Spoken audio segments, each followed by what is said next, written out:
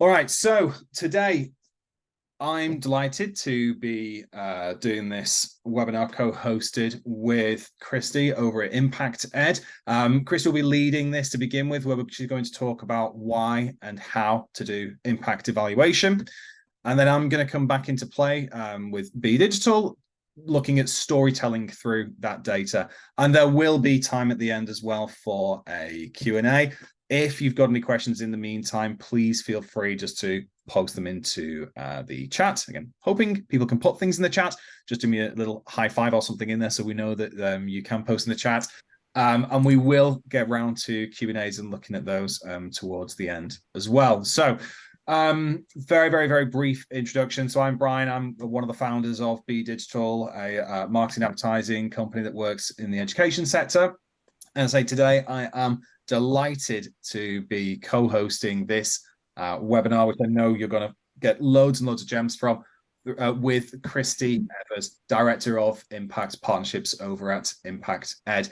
I'm actually going to try now and digitally hand over the control to Christy, for Christy to screen share and to continue with her bit. So Christy, thanks so much for jumping on this today. Amazing. Thank you so much, Brian. I'm going to share my screen, and just to say in the meantime that I think the chat is disabled, as some people have said in the Q&A box. So do use the Q&A box if you can use that instead of the chat. That is fine as well. And also I can't share my video, so you're going to have to look at my name instead as I'm speaking, and imagine this this beautiful face that you see on the slide here speaking instead. So thanks so much, Brian. I will start us off talking a little bit more around why and how to do impact evaluation.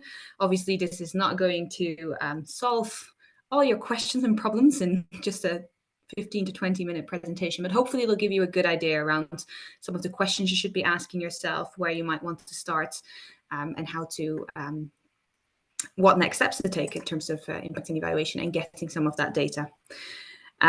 So that question that Brian asked you at the beginning, I often like to ask at the start of these type of sessions, just to get an idea of where you guys are at what you think about when you think about impact and evaluation. And I don't think there's much that came in the chat yet because that wasn't enabled, but a lot of the things that we often hear from people are, first of all, this assumption that this is all about numbers and the quantitative side of things, which is partly true. There is definitely an element of evaluation that is quantitative, but there's qualitative stuff too. So just keeping an open mind with that in terms of what evaluation really means. And I think often there's also this sort of hesitancy or a sense that this is something difficult and people don't really know where to start. So hopefully today will make evaluation a bit more accessible to you in terms of understanding what it really means to capture impact data or evaluation data, and how you can make a start to that as well. So creating an evaluation plan then, these are sort of 4 key principles that I'll go into in this presentation. So focused on how you can create clearly defined outcomes, how you then match those outcomes to appropriate measures, how you're then going to be collecting data on those measures. So that's your data collection approach. And then the questions to ask yourself around analysis and reporting as you start bringing that all together. And then that's a nice jumping point for Brian to come in as well to talk a bit more around how you then use those findings more widely in your marketing strategies. So going into that first point around clearly defined outcomes. So a model that we often use with the partners that we work with is called a theory of change process. So that's very much a model or a description of how an intervention can be effective. So thinking about the logical steps by which outcomes are achieved.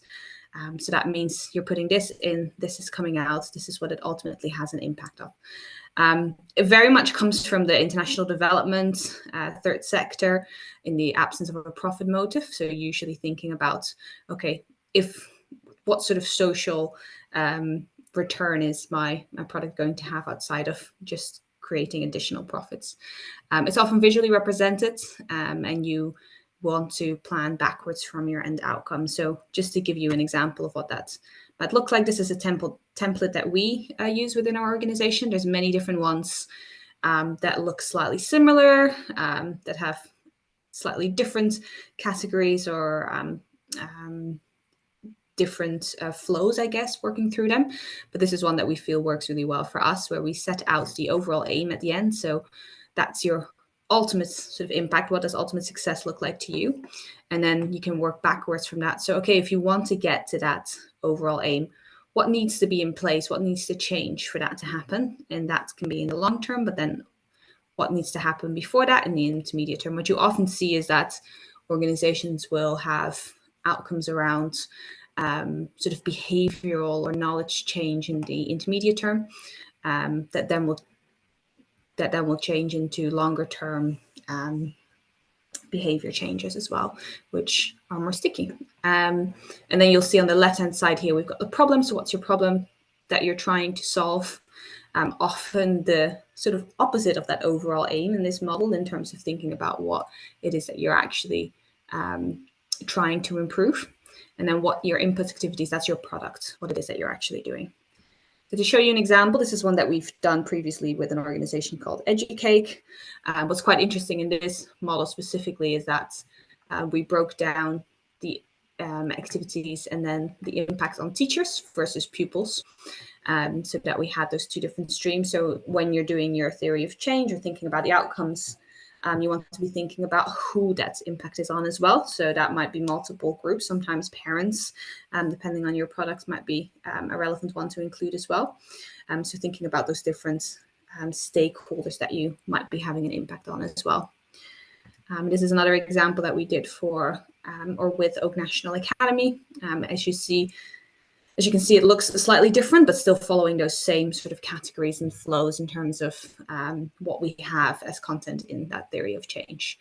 But here you can see as well, they got their inputs and outputs, but then their short-term outcomes and long-term outcomes that overall work towards their ultimate aim.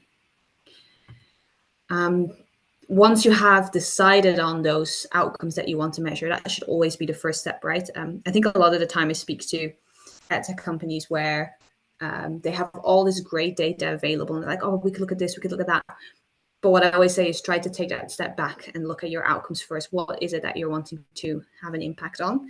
And then let's think about how we're going to measure that. And yes, you probably have a lot of data maybe available already, but you want to start from that point of what it is that you're going to be measuring the impact on. So then that second step is you then map those outcomes to measures. One sort of key bit here when you're thinking about the measures and how you're going to be measuring something is trying to be really specific. So an example that we see a lot is organizations wanting to look at improved attainment or improved attainment at GCSE.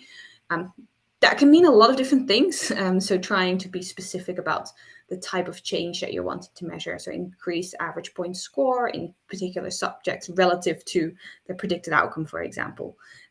So really thinking about like the specifics of how you're going to be measuring that, because it's really easy to say, oh, change in attainment, but what does that really mean when you look at the data that's available? And these are a couple of different examples of different measures that might be available. So we've got diagnostic data, which are things like questionnaire measures or observed behaviors. There's a lot of externally validated tools available, like the MSLQ, which has scales that look at things like self-efficacy, motivation, so more of those social and emotional outcomes and scales. Then we've got administrative data, so that could be looking at data that schools are collecting anyway around assessments, but also things like attendance and behavior, something that's for good reason, very popular over the last few years. And they might not always be appropriate. I think that's maybe the key message throughout all of this is that there's obviously trade-offs and pros and cons to the different measures or methods that you might be using. And I've got some observational examples here in terms of case studies, narratives. This is usually where organizations start in terms of their evaluation data. They tend to have a lot of it, but not necessarily formalized.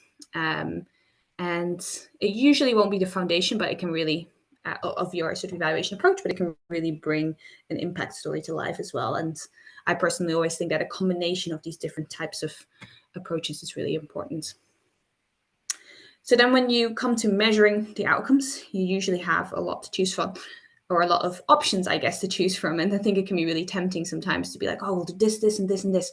But ultimately, you want to come back to that question around what evidence do I need to answer the question that I'm trying to answer.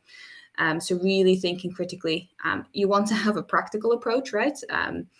Ultimately, you can make a really robust but potentially slightly overwhelming plan, and then that's not going to take you anywhere when you apply it in practice. So a couple of different examples of methods and some of the limitations, because that's important to consider as well, where sort of on a range here from all the way at the bottom, we've got that RCT, so a randomized control trial with treatment and control groups, often unrealistic in many cases, and a lot of time has ethical issues in terms of putting certain pupils in certain groups randomly. But on the opposite spectrum of that, we've got observations, which can be subject to bias and sometimes unreliable as well. And then we've got a whole range of methods that sit between that. So we've got pre-post surveys or tests. And then what we often do is look at quasi-experimental design. So comparing, for example, participating pupils to different year groups or to different or similar pupils in another school, or potentially looking at finding national comparators or national data sets as well. So a whole range in terms of the type of things that you could be looking at. And as I said, sort of the things that you will want to consider as you're making your decisions around this is there already data being collected that I can use? If you're working with schools, what relevant information might they have already? Rather than asking them to do anything additional or new, maybe they already have some data. If you're reusing data, what are the trade-offs between availability and reliability? How reliable is that data? Was it collected consistently? Does it mean the same thing between different schools? Because sometimes that is an interesting one to consider as well, especially if you're looking at things like teacher-assessed grades. And then really thinking about what's the most appropriate outcome to collect. And I think going back to that beginning picture as well of the outcomes is that sometimes you might have a lot of them, and you might need to prioritize which ones are most important for you to collect, either right now or on an ongoing basis going forward. So yeah, some examples again of different outcomes, how they might be linked then to a specific measure, and then the rhythm that you might want to apply. So for example, if you're looking at people's confidence in their own ability improving, you might want to use the MLQ self-efficacy subscale, which has comparator data as well, and you can do that as a pre-post, but lots of different options as you can see on the slide here. And then going to the final sort of point around analysis and reporting. This here is a non-exhaustive list of areas to consider in terms of what types of tests you might be running. Are you looking at any subgroups? So a lot of our partners are interested in the differences between the impact that their product has on sort of different types of students from different demographic backgrounds. Is a mixed methods approach, understanding your quantitative data by looking at qualitative data as well, something that's relevant for you. And then when you're interpreting that data, what limitations or caveats do you need to be aware of? What context is important to communicate next to the findings that you have. And obviously thinking about reporting, which I know Brian will go into a lot more detail around, but who are you writing for? What recommendations do they want to know? What's relevant to them? What might be the best tool to bring certain messages across to them? So really thinking about that more holistically as well. So those were sort of the 4 key areas that I wanted to go over. And just, I guess, to sum that up in terms of some of the key takeaways from my side. Don't make perfect the enemy of the good. So look at what you can measure, figure out what way to do it and learn from there. Keep it simple to begin with. And this is something that we feel really strongly about, I think, as an organization and as an evaluation partner to organizations that we work with. There's lots of really sometimes intimidating, robust plans or approaches you can take, but try to start somewhere and collect data that's relevant to at least some of your outcomes and take it from there. Try to work backwards, so starting with the long-term outcome and then figuring out what needs to be put in place in terms of, for example, skills changes before that. And then last but not least, be precise with the language that you use and the ideas that you have. So attainment in itself is not very clear. Improved learning outcomes in a specific discipline is, right? So be very specific about what changes you're talking about and the language that you use, because that is really important as well as you go through. So I think that's it from my side, and I'm going to hand over to Brian now to tell us a bit more about storytelling through data. Amazing. Thank you so much. And yes, there's been a few questions on this, and you'd think I've done webinars before, but we will share this entire slide deck with everyone at the end. So we will make sure everyone gets it. There is loads and loads and loads of data in here. And honestly, we could have split out all of this content into an entire webinar series when we've been writing it and pulling this whole thing together. So we will share everything with you, and I'm sure there's going to be lots and lots of questions. So yes, please feel free to post those questions in the chat, which is now open, or Q&A, or whatever you like to do, or you can, I will show you'll be able to reach out to us as well at the end. Right, so let me just share my screen here. Where are we? Over here. Okay, good. Right, let's can I just get a quick thumbs up, because how we're doing this is slightly different to what was originally planned. So can I just get a quick thumbs up or a yes or a no if you want to be really sarcastic and so on in the webinar chat, to let me know if you can just see the same slide that you were just looking at a moment ago, which should say storytelling through data. Can we see that? Yes, yes. All good. No sarcasm in there. I am surprised and a little disappointed. But okay, there we go. Thanks, Curtis. I knew there'd be something. So, all right, lovely. Okay, amazing. So, anyone who's been in any of our webinars before, or gets our newsletter, or has heard us speak before at various events, you know that anything we're talking about is not theory. This is all things that's experienced. Every practice we're pushing out there, every piece of content that we're saying is stuff that we know to work. Okay, so this is stuff that we've used with clients and learned and seen and taught over many, many years. Right, let's just cover what I'm going to be talking about briefly to get today. You have this impact data now, okay? With fast forward, Christy's produced beautiful piece of content for you, but this amazing impact data. But now what? What do we do with it? Well, let's just first tackle a universal truth. We always like to look at universal truths at Be Digital and say, well, what's the case that we believe to be true? You've got this amazing report. It's got this data in it. It's got this insight in it. It's got these facts and all the figures. But why should anyone care? Because data and data reports, they often tell the company or the product story, not the customer story, which means you know the energy and the effort and the time and everything that's gone into producing this incredible report, but nobody ultimately cares. And it's our role as marketers or in the marketing side to make these people care.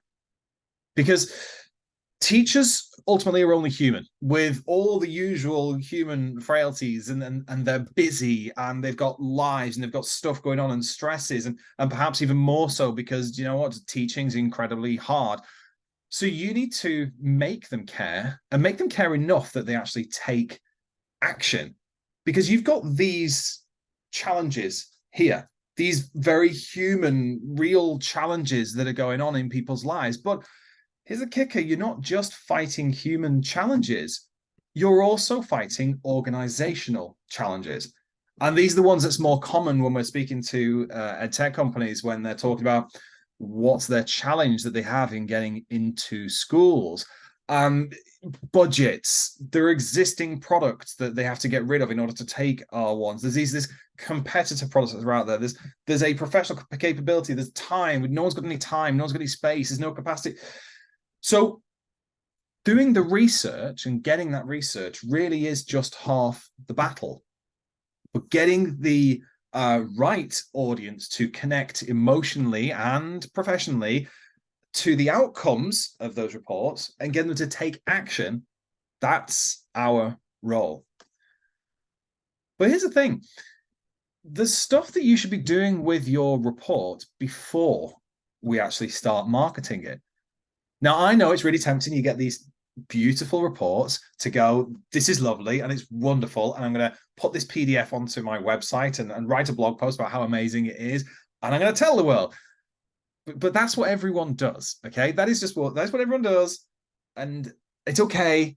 But if you stop there, or in fact, if you start there, you're missing a trick. In fact, you're missing lots and lots of tricks, and I'm going to try and blast through those in about 15 minutes, which is going to be a real struggle. So I've tasked Chris with being my. If anyone ever used to go to teach meets when teachers would talk and you'd only have like 3 minutes or 6 minutes, and if you were getting too close to the end, people would throw stuff at you. Chris is going to digitally throw stuff at me if I'm taking too much time. So if I'm looking over here, you see it's Chris is actually telling me off. So we believe there's a huge amount of work that you can do before you market the PDF or the report, sorry, that you actually have, in a way of actually understanding what your product actually is and the actual impact, the real world impact that it's actually having. So let me just break that down a little bit into what we call these sort of 3 pillars to pre-marketing. So with your report, you should be able to use that to view your business and your marketing strategy and your value proposition, your positioning through a new lens. And it should, or it may reinforce or even challenge assumptions that you have. Are we targeting the right people for the right reason? Have we actually potentially discovered that there's a new segment, a new audience that maybe we could reach out to, that might be a new in for us, or it might be another expanding route across schools? And actually, is there any new language that this report pulls out of these teachers and these people that are using the platform that we haven't used before? Let me just explain 5 ways that you can view your report through a marketing lens in a little bit more depth. So let's say, for instance, you get your report and the pain that you think you solve isn't actually a pain that your customers use your product to solve. Does that make sense? So the pain that you think your product solves, what if that isn't actually the product that your schools are using, the impact that they're getting from it? What does that mean to you? It means that if you understand that, you can get much higher quality leads and higher conversion rates, because you now understand the pain point that these users have and how your product actually fixes it. And you may believe, I know the pain point our problem has, and I know the solution it causes.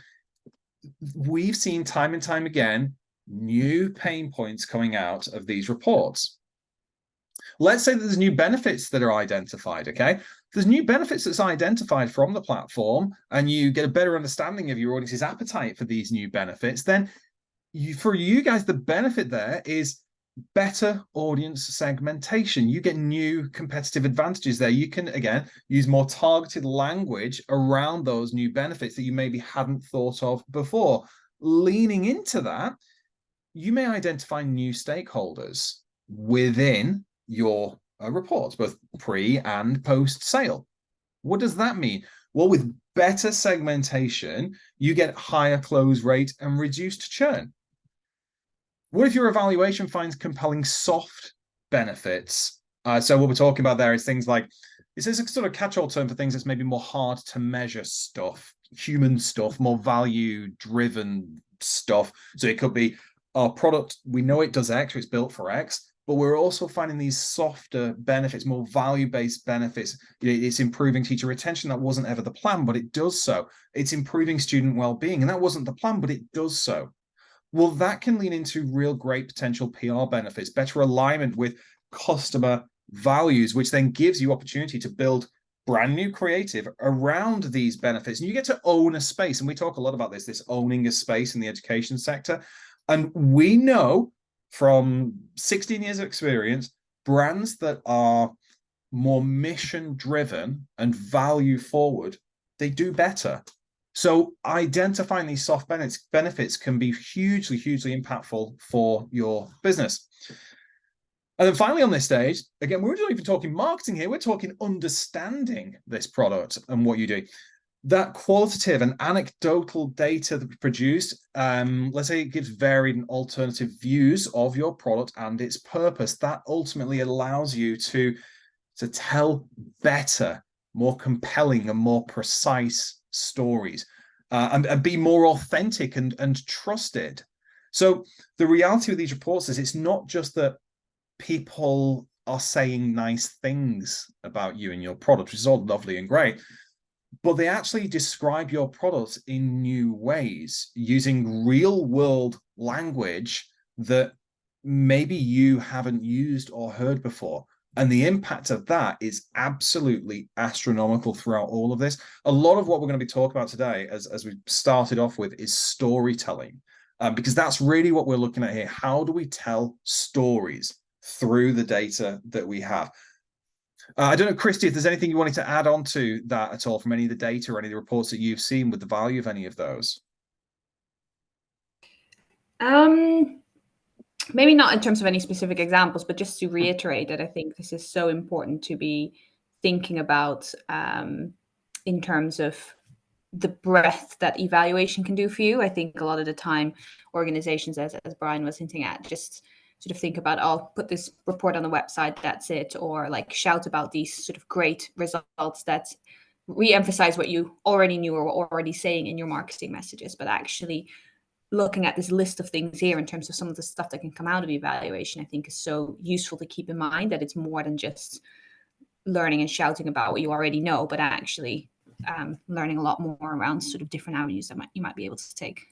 100%. Thank you so much. That it's that confirmation bias is really sort of clouding. And when you see a report that's about your business, it's like, yay, there's all the things that I knew, and that's amazing. Let's talk about it. That's great. Obviously, there's a value there, but not being blind to all of the other stuff as well that's there that may challenge your assumptions can be hugely, hugely, hugely beneficial. So, love it.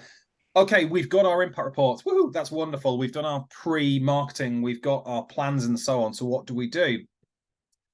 Something like this. This, I'm sure, will be very familiar to everyone on the call, I'm hoping, where you have this beautiful PDF and you put some downloadable reports online. You've got some exact summaries. You've got some of these, lovely data and charts and stuff. And that's it. Look, there's nothing wrong with going, ta-da, here's the thing. And we put it on our website.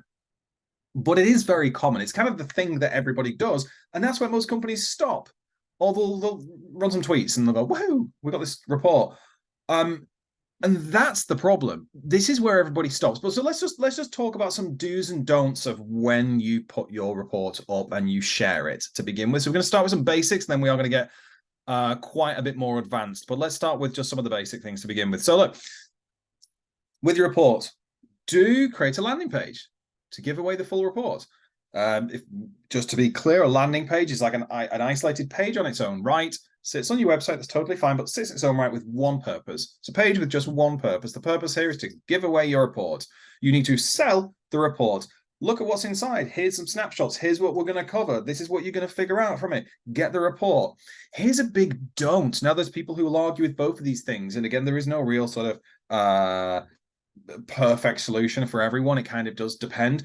But 9 times out of 10, do not gate that report with a sign-up form. What we mean there is, fill in this form and download our report. It's usually not really a lead magnet.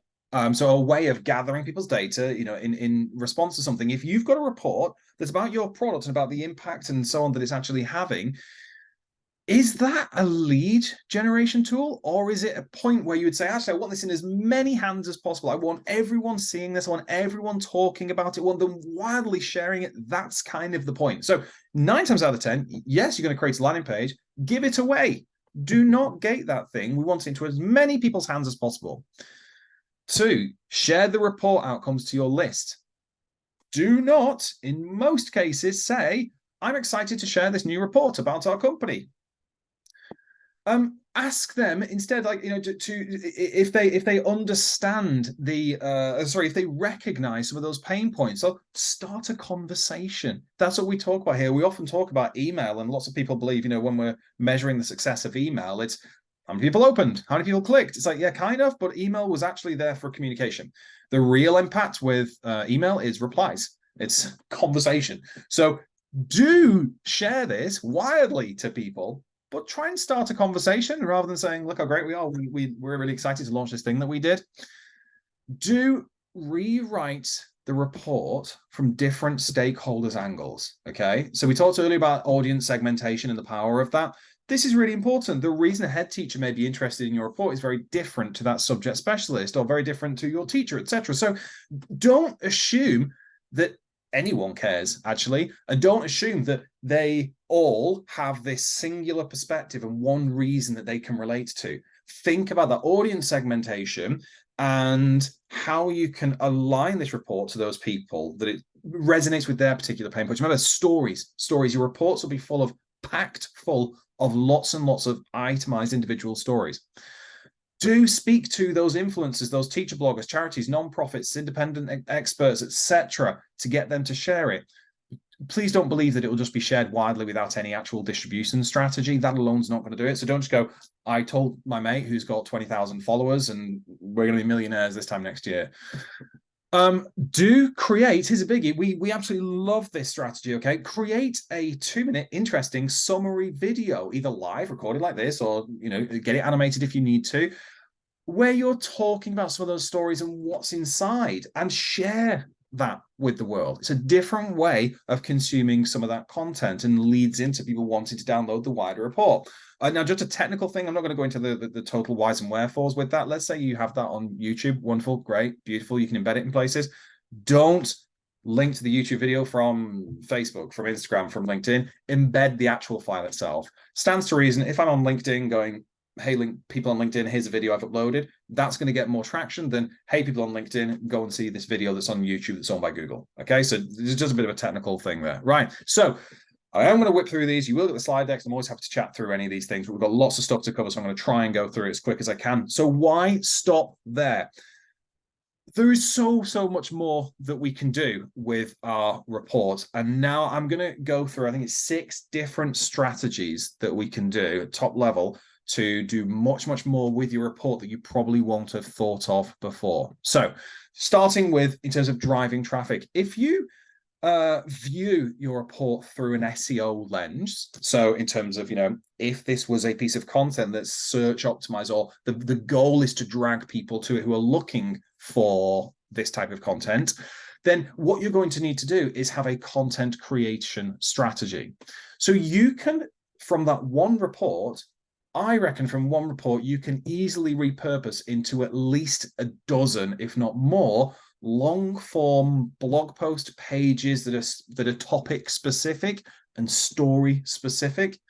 And then you can run Google ads to them for the immediate traction, as well as one, you know, building up for the longer term SEO traction, which will improve your domain authority, give you backlinks, and increase that website dwell time. So again, this is about the story. Take your one report, identify the multiple stories in it, take one story out, produce a blog on that by itself, produce a landing page by itself, treat it as its own micro campaign, if you will. So view the report through an SEO lens.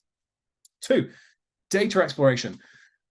What if we made everything more visual? Okay, the old, you know, pitch tells 1,000 words. If we can engage prospects in a different way, where we've not just got, here is the lengthy long form blog, or here is our 80-page report. Well, what if we produce things like static infographics from it? Now, infographics won't be new to anyone here, and not everything in marketing should be, by the way, here's something new and exciting that you've never seen before. A lot of it should be, let's make sure we're doing the basics right. But the reality is most people don't do the basics right. What are these benefits of an infographic like this? You are able to convey incredibly complex information in a beautifully simple format. That's basically it, really. You can do things like add an embedding code buttons, and you can submit the infographic to various infographic sites. You could share this with your newsletter list. You can, you know, snapshot share it with your socials. What you can also do is take elements of this infographic and share those moments across social again. So I'm big into the repurposing. You've got your report, repurpose the main stories into an infographic, and then take one or two of those stories and share those individually across socials as well. Next. Okay, cool. Sorry, thing frozen mode. Next, animated infographics. So you've got your infographic. It's a nice, long, big visual of everything that's going on. Well, with an animated infographic, you can control the narrative more. You can control the delivery of that data by having animated elements that share the moments you want as and when you want them. Also, it's just very different to what's being done elsewhere. And that is kind of interesting because something, you know, so if everyone zigs, you zag. Well, not everyone's doing infographics. So doing infographics alone is going to be more powerful than what many are doing, is a different way of sharing it. If you can start creating animated infographics, it just gives you another layer to play with. And again, technically, there's other things you can do from an advertising perspective with animations and videos that you can't from static, but I'm not going to get into that because that's a whole other story. Lined with that, easier to produce though, and slightly different to either, is these illustrated mini infographics. So if you imagine your big infographic is, you know, your report and turned into a beautiful, you know, thing that's telling maybe 10, 15 different stories, you can take one of those data points, one story, and represent it in an engaging way. And it almost becomes a micro campaign in itself. And this is much, much simpler to produce, much more cost effective. It costs a lot less to produce one like this in theory, because your customers are able to just grasp one point rapidly rather than look at all the data that we have. So it's just another way of going, let me take one story, turn it into a micro campaign and create one infographic around that. And you can see there's some different examples we've got up here around the science and the No Way Norway and the Mind the Nap one, which is beautiful around the duvet coming down. Again, you'll see these when we share it with you. It's a very engaging, clever ways of representing stories. All right, so on those ones, we've included a list of tools that you can use to do these, to create these things if you want to do them by yourself. You're better off pretty much 9 times out of 10, unless you've got a very, very talented person in house, hiring someone who knows what they're doing to produce it in the right way. But if you're going to give it a go, we've come up with some tools there that we know, we like, and we trust that you can use to create these different pieces that we've just gone through. Okay, I'm going to move swiftly on to the next one. Interactive data visualizations. As you see, as we're going on, we're getting a bit more complicated, okay? Interactive data visualizations are amazing. So imagine an experience that people can have where they're sharing data with you and you're sharing data with them in an incredibly engaging way, in a real playful way. So let me give you a little example of this here. Function of Beauty discovered through their research that 45% of their customers don't know which product to use for their hair type, okay? So then their question is, well, what do we do with that data? You know, nearly half the people don't know which product to use for their hair type, and they're customers of ours. Non-customers, that's going to extrapolate. So what they've done, rather than just producing that as a stat or releasing their PDF report, what they've then produced is this interactive experience here where people to their site are saying, this is what my hair is like. Here is the structure. Here's my scalp details, etc., whatever it may be in there.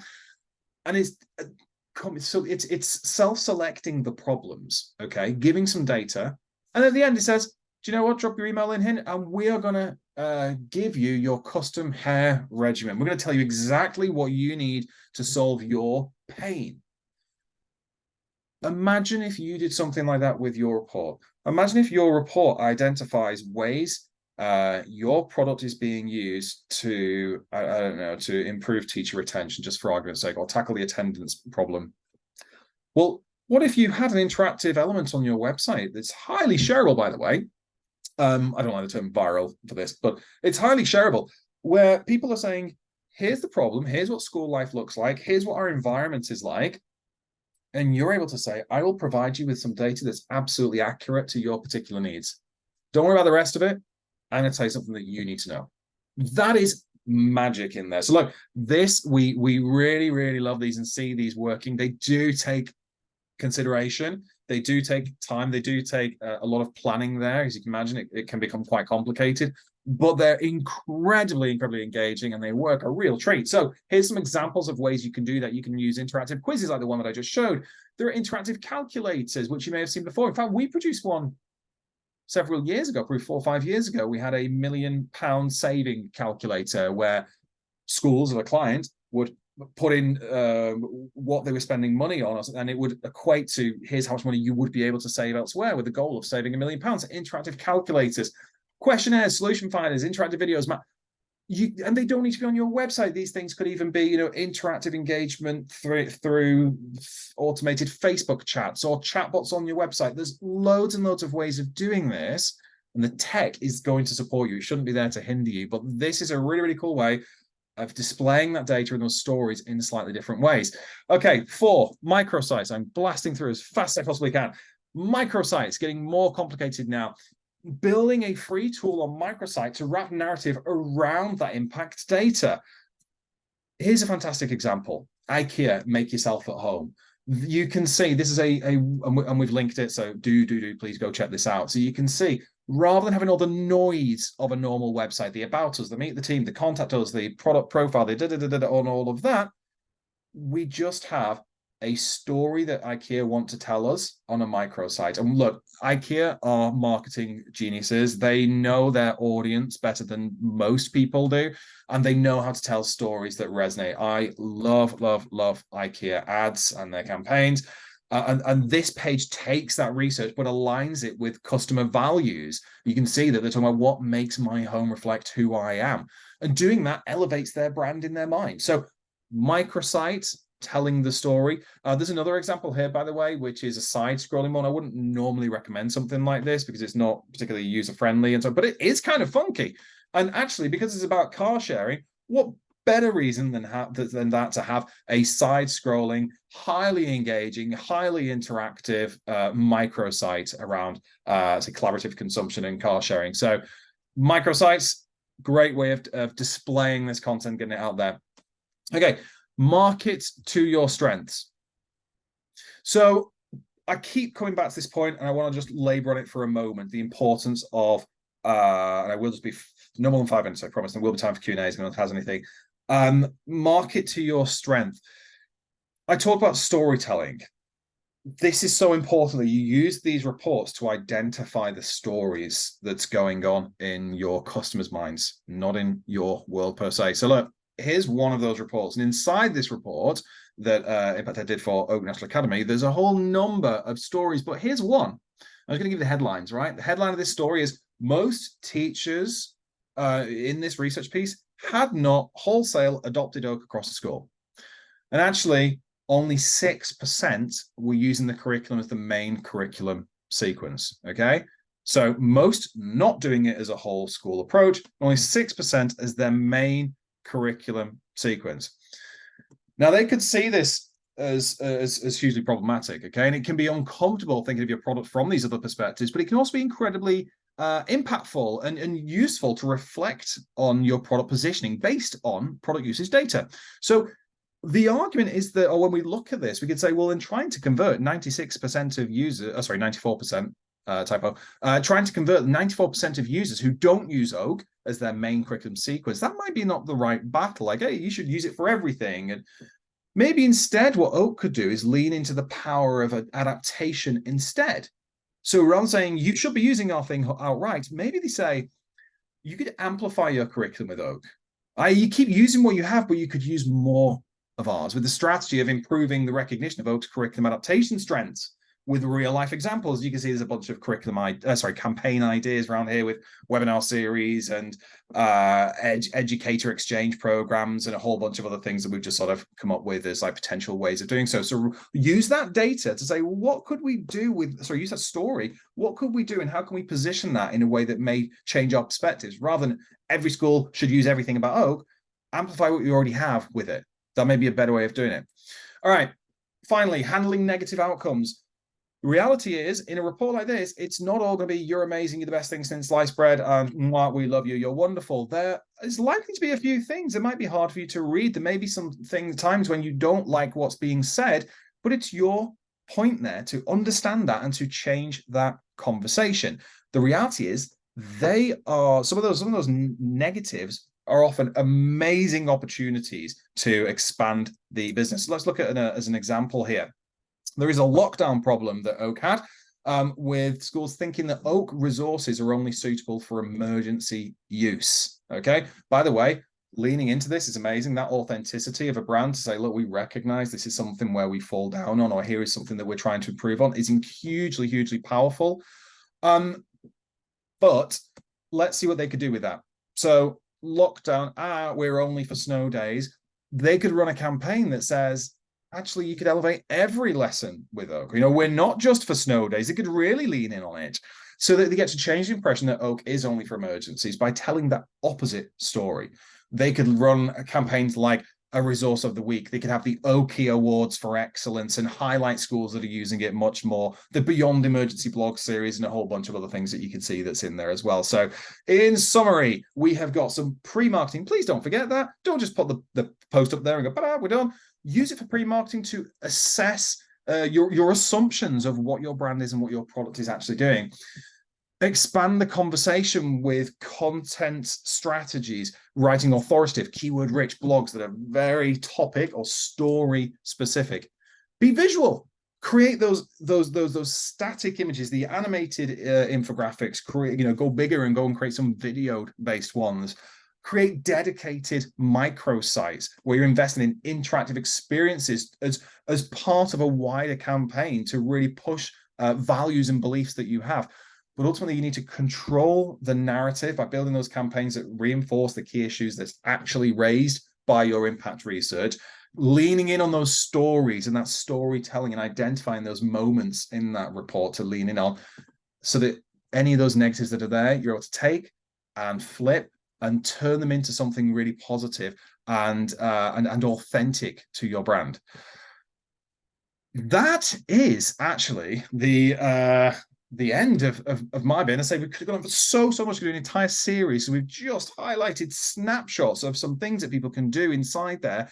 And we do, I believe, if someone put me out wrong, I think we've even got time for a bit of Q&A if anyone has any questions in there. But just before I jump onto the Q&As, just to clarify, by the way, in terms of next, Christy, firstly, do you want to, just before we go into some of the questions and things in the chat, I know you're doing the evaluation recommendation workshops. Do you want to just briefly mention that so they know what they're after?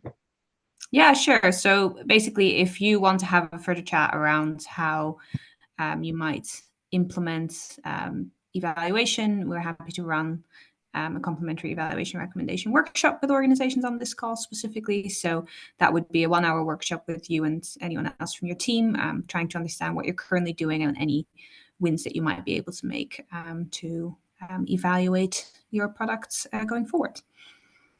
Thank you.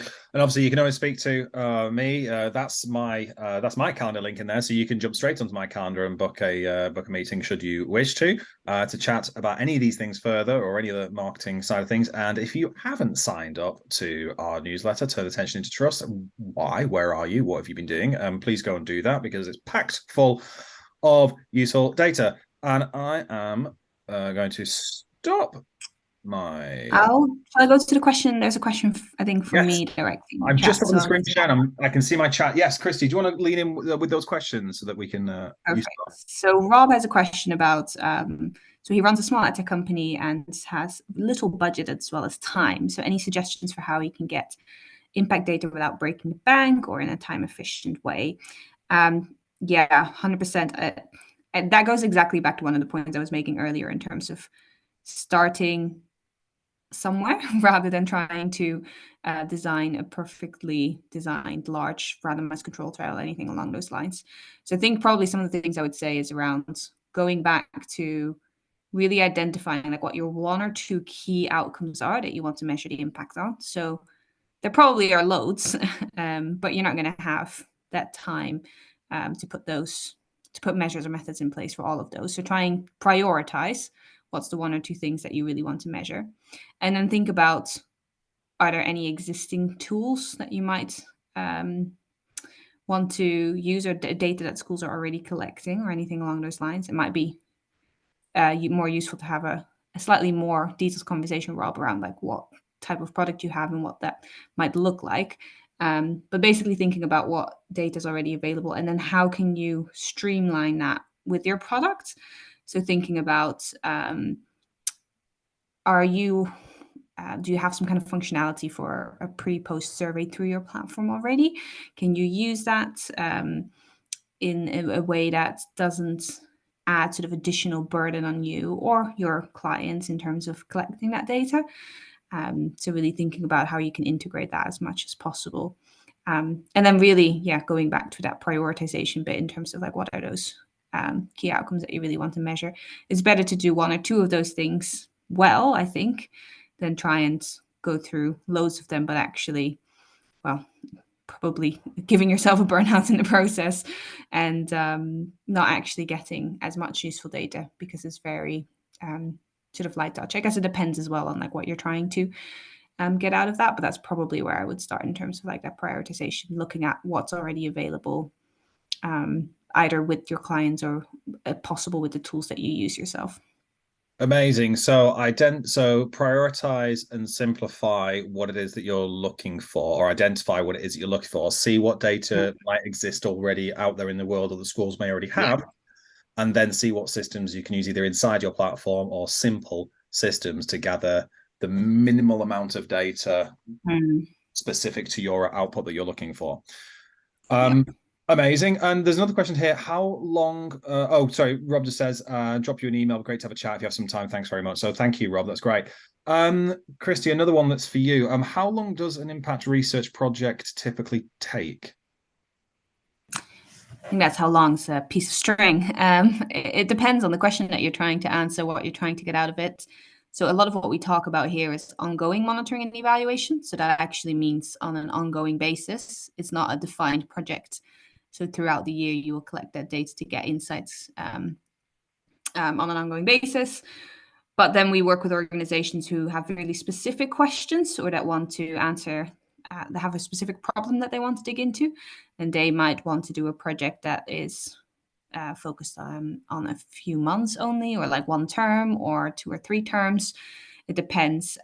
Obviously, you need to keep in mind as well that if you're trying to look at the impact of something over a certain amount of time, then that is the time that the project is going to take, right? So if you're wanting to look at improved grades in some way, you need to have the time for that change to actually happen, because a lot of what we do is looking at baseline. So what is it like before they use your product versus afterwards? And there needs to be enough time in between there to actually see that change happen. So yeah, no specific answer, but hopefully that helps. Yeah, it's lovely to be able to go, oh, it's exactly 3 days. But yes, unfortunately, the answer is it sort of depends on what it is that you're looking to find out, and if there's inherent timescales that's needed anyway inside that. Question for Brian: how would you persuade my marketing manager to change our value proposition to align with the? Sorry, hang on a sec. How would you persuade my marketing manager to change our value proposition to align with the impact report findings? Amazing. Well, there's a toughie, isn't it? Look, I think the reality is, my view, as anyone knows, if anyone works with us as the agency when we're speaking with clients, is that honestly, I don't really care to a great degree what me or any of B Digital staff believe to be the selling point of the marketing message to your brand. Equally, I'm somewhat interested in what you as the client think your brand positioning is, and your brand messaging, and your sort of brand values are, and the like.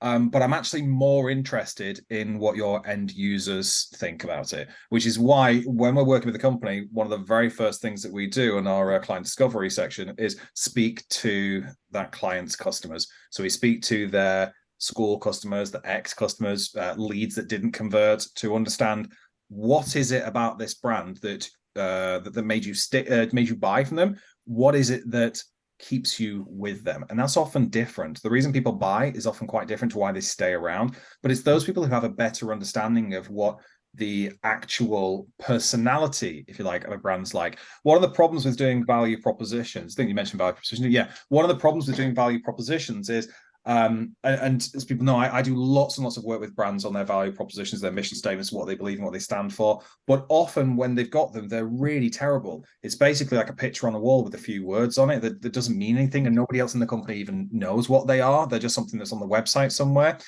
And proper value proposition, proper sort of brand beliefs, if you like, it needs thought, it needs time, it needs consideration. But if you've got a report that's digging in and tapping into some real value props there and some real USPs, if you like, then I don't want to say you'd be a fool to ignore what your customers and people are saying, but you'd be a fool to ignore what your customers and people are saying. So I think it's just, hey, marketing manager, I think our life might be easier if we're speaking the same language as our customers, because they're saying these things. Why don't we run a test?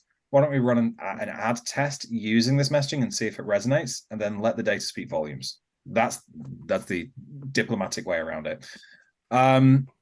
From your hope that answers it. From your experience, how willing are schools to take part in these projects? Who would be the key person to contact within the school? Ooh, that's one for you, Christy. Yeah, thanks, Kavita. I think it depends on the ask from schools, because there's obviously a range of things that you could be asking from them when you're asking them to participate in evaluation. But the one thing I would say is, like, don't underestimate schools' interest and willingness to participate if you can share back findings with them as well. They are just as interested as you are in understanding the impact of your products and programs. So really thinking about how you incentivize schools by, for example, making sure that you share back findings with them is really important. I think it's worse when it's harder to engage them when you're just asking data from them and then that's it. They never hear back from you again. But if you can actually share back with them some of the things that you've learned, then that is hugely valuable for them as well, because they have to make their own investment decisions, right? They want to know these types of things too. So getting them to just getting to share that back with them, I think, is so important and such a huge, like, important principle. Outside of that, there's other like incentives that you can consider, which we do as part of our project sometimes. And we often do that when you're asking a lot more sort of time intensive type of activities from them. If you're really asking them to like set hours aside to take part in certain activities, then you might want to give them an Amazon voucher or anything along those lines to help incentivize them as well. So it kind of depends, I guess, in terms of what you're asking from them and who the key contact would be within the school. Also depends, but in general, I would say that having anyone in senior leadership is generally best in terms of making getting them to participate and really commit. So when we have projects where sort of the head teachers are bought in, that generally works better because they have more sway across the school. There might be a head of science if it's a science project or anything in particular. But I think that's the ones where we get most engagement from. Thank you very much. Yeah, just to add to that, we get whenever we're doing our those customer calls I mentioned at the beginning, we did our client discovery with clients. Really often clients will say, "Oh, you know, are they going to want to speak to you? These schools, are they going to want to speak to you?" And it's very rare that that's a problem. Actually, schools are and schools, you know, they're humans and they want to help and they want to give feedback, and it's a lovely thing to be able to do. But absolutely, if what you're asking is quite in depth and quite specific and takes time and so on, then that needs to be rewarded, whether that's vouchers or is I'm going to share the data with you. That either way, that's going to be, you know, hugely important to them. That's it. We somehow managed to do that within the hour, despite all technical issues and everything breaking moments before. So I just want to say huge thank you, Christy, for agreeing to jump on and share all of that amazing wisdom around data and impact data and grabbing those reports. There's absolute gold dust in there, guys. So Christy, thank you so much for joining us. Everybody else being there, thank you for jumping on here. Thank you for sticking around. Thank you for the comments and the questions. As we've mentioned, you can all jump on to book an evaluation recommendation workshop with Christy. I will send the deck over to everyone a little later. You can also jump into my calendar if you want to chat. Huge thanks again to Chris for supporting this whole thing and making this happen, because it wouldn't have happened without Chris. So thank you all very much. Have a wonderful rest of the day and wonderful rest of the week, and we shall see you all very soon. Take care. Thank you. Thank you all so much. Great to be Bye-bye. here.